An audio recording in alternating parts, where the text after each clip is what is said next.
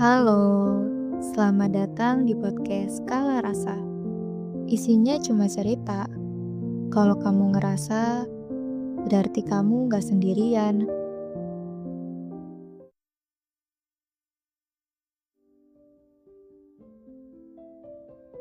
Minggu kedua PKL datang tanpa pengumuman apapun. Tidak ada perubahan besar, tidak ada kejadian yang bisa disebut istimewa. Tapi entah kenapa, semuanya terasa lebih ringan. Aku masih datang paling awal, duduk di kursi yang sama, menyalakan laptop sebelum ruangan benar-benar hidup. Bekal dari kos masih tersimpan di tote bag. Disiapkan pagi-pagi seperti biasa. 15 menit kemudian, suara langkah kaki itu datang lagi. Aku tidak perlu menoleh. Aku tahu itu Galang. Pagi Luna. Cara dia menyebut namaku terdengar biasa. Dan justru karena itu, terasa tidak asing lagi. Dia tidak menanyakan kenapa aku selalu datang lebih awal. Tidak bertanya soal bekal, tidak bertanya apapun. Seolah semua itu sudah dia hafal.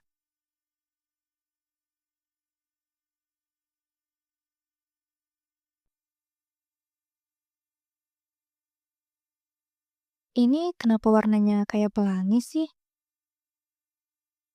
Biar kebaca. Ini Excel apa taman kanak-kanak? Aku hampir menjawab, tapi memilih diam. Tapi rapi sih, gue jadi gak pusing. Aku tahu itu caranya minta maaf. Dengan bercanda. Lo tau nggak? Excel itu lebih kejam dari dosen statistik. Excel kan gak pernah ngasih nilai C. Iya juga sih, dia langsung bikin error.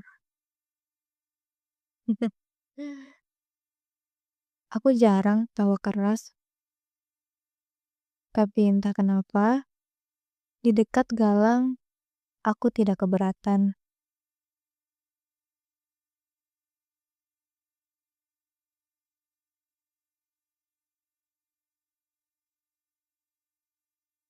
Siang itu, aku membuat kesalahan kecil. Satu kolom tertukar. Tidak fatal, tapi cukup bikin aku berhenti mengetik. Lun, hmm? Yang ini kebalik, tapi dikit doang kok. Tidak ada narasi menggurui. Tidak ada lah napas kesal. Oh iya, makasih ya Galang. Santai, kita benerin bareng. Kata bareng terdengar sederhana. Tapi entah kenapa, bikin dadaku hangat.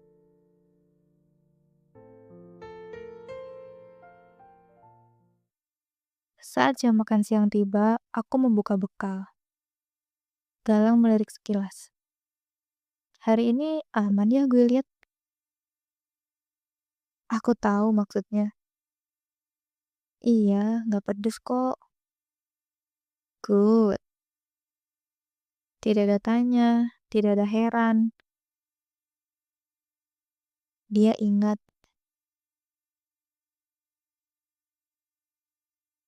Sore datang tanpa terasa.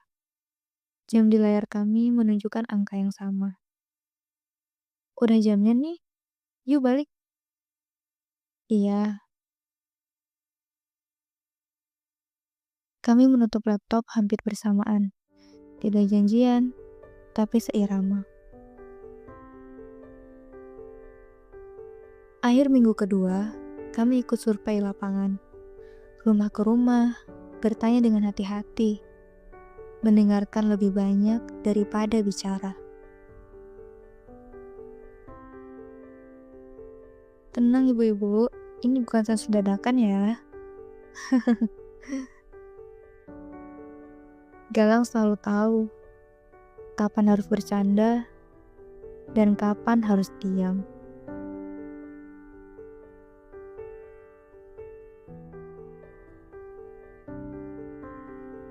Sore itu, sambil menunggu tim yang lain selesai, aku dan Galang duduk di teras posyandu.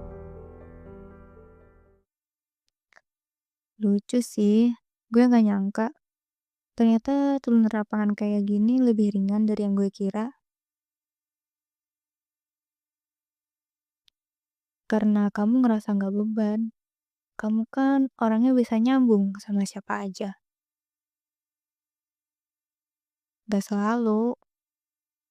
Mungkin emang kelihatan nyambung, tapi nyatanya gak pernah nyampe. Maksudnya, ya semua orang kayak punya ekspektasi. Harus aktif, harus bener, harus pinter, harus jadi seseorang. Tapi kadang gue gak tahu itu semua buat siapa. Kamu tahu gak sih, ini pertama kalinya aku dengar kamu ngomong jujur.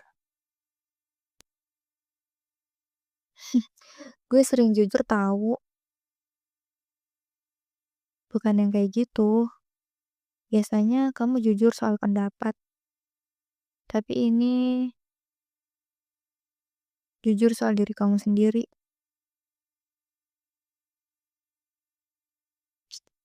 Lo tuh ya, diam-diam nyebelin. Karena lo kayak kaca. Kadang kita lihat lo diem, tapi ternyata bisa mantulin balik apa yang kita simpen. Mungkin karena aku juga sering ngerasain hal yang sama. Bedanya, aku gak bisa perform. Jadi daripada sok kuat, aku pilih diam aja. Jadi lo diem karena gak kuat? Enggak juga. Aku diem karena dunia udah terlalu ribut. Kalau aku nambah suara, takutnya cuma bikin makin bising.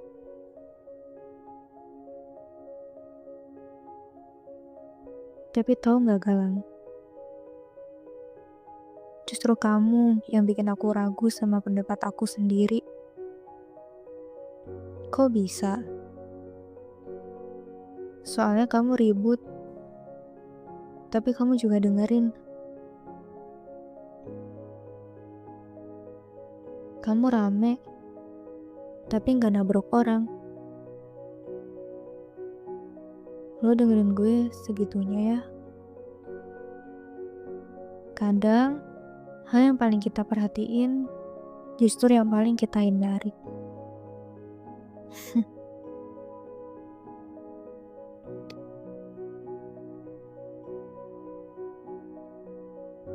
Lo tau nggak? Ini obrolan pertama yang bikin gue takut ngomong balik. Kenapa? Soalnya kalau gue ngomong sekarang, mungkin gue bakal terlalu jujur.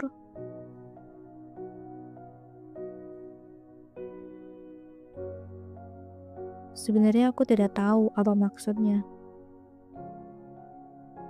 Memangnya apalagi yang ingin dia katakan?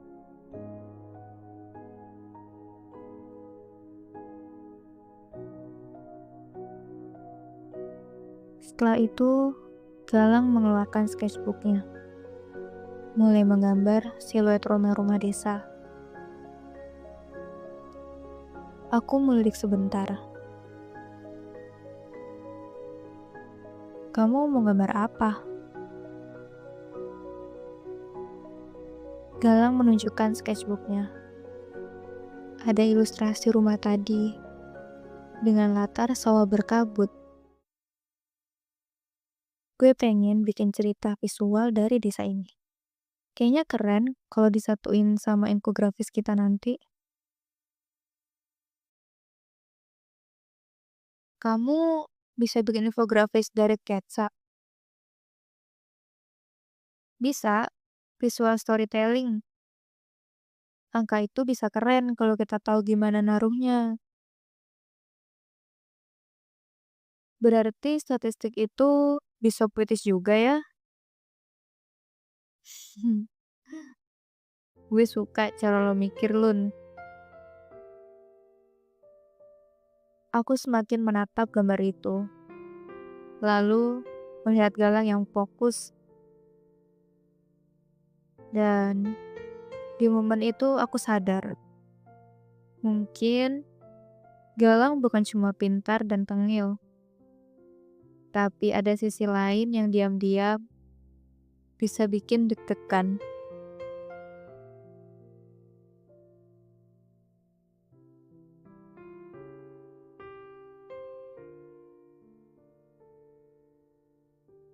Minggu kedua, mungkin tidak memberiku perasaan yang besar, tapi memberiku kebiasaan.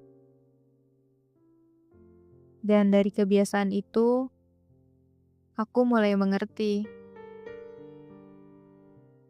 Galang mengingatku bukan karena sesuatu yang besar,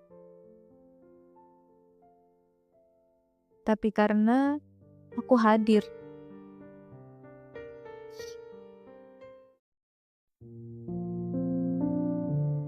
Terima kasih sudah mendengarkan Skala Rasa.